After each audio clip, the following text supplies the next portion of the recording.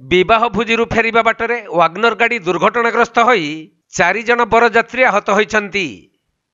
तेबे आज भोर 5टा समय एहीपरी दुर्घटना घटिथिबा बेले मयूरभंज जिला करंजिया अंचलरू भोजी खाई वाग्नर गाड़ी रे फेरुथबा समय गाड़ीटी भारसाम्य हराई रास्ता तलकू खसी उलटी पड़िथिला।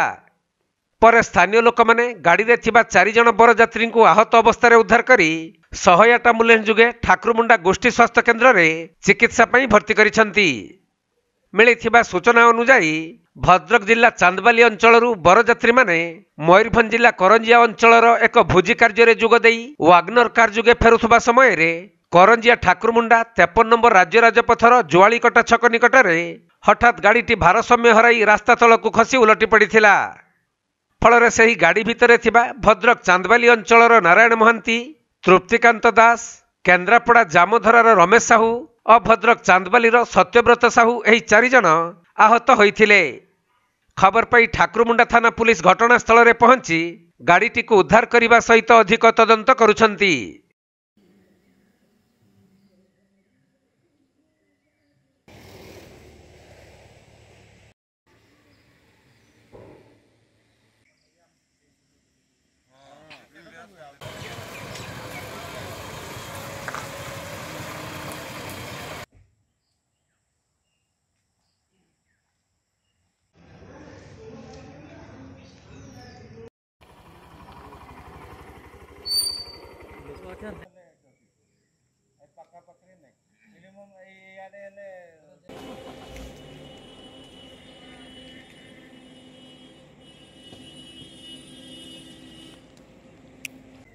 मयूरभंज जिला करंजियारू सचिदानंद पलईंक रिपोर्ट, कोणार्क लाइव।